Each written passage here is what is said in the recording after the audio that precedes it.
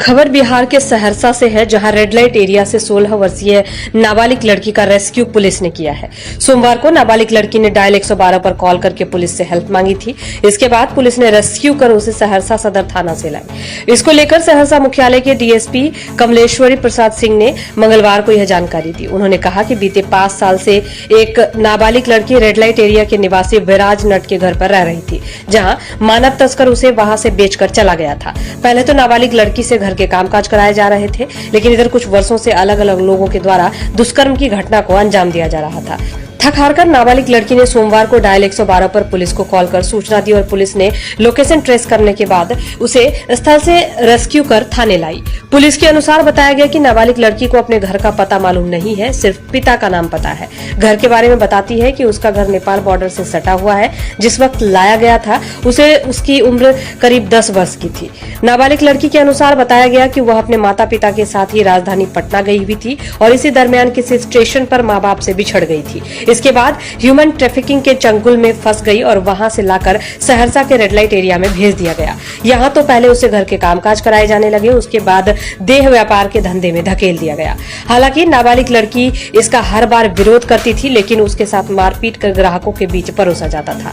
DSP Kamleshwari Prasad Singh ने कहा कि आरोपी का घर मंगलवार को सील कर दिया गया है। इसके अलावा आरोपी विराज नट के खिलाफ देह व्यापार और ह्यूमन ट्रैफिकिंग का मामला सदर थाना में दर्ज किया गया है। आरोपी को न्यायिक हिरासत में भेजने की बातें की जा रही है। कल दिनांक 7/4/25 को 112 नंबर पर एक लड़की के द्वारा जो है फोन करके और मदद की गुहार लगाई गई, बताई कि उसके साथ जबरदस्ती देह व्यापार कराया जाता है।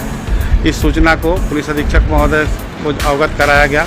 पुलिस अधीक्षक महोदय के निर्देशन में सखी वन स्टॉप सेंटर और चाइल्ड लाइन से महिला पदाधिकारी से हम लोग हेल्प लिया और उनके सहयोग से हम लोगों ने यहाँ रेस्क्यू किया। रेस्क्यू में एक बच्ची है जिसकी उम्र लगभग 16 साल होगा, 15-16 साल। उसको हम लोग बरामद किए हैं और वो बच्ची बताई कि उसको मैंने छोटा अवस्था में ही वो माँ पिता से बिछड़ गई थी। वो किसी के ये चंगुल में फंस गई और ये लोग पहले काम कराते थे, उसके बाद में उसके साथ देह व्यापार कराने लगे, उसको मारपीट ज़बरदस्ती करने लगे और उसको कुछ देते भी नहीं थे, सिर्फ उसको खाना और 1 साल में एक बार कपड़ा लत्ता देते थे।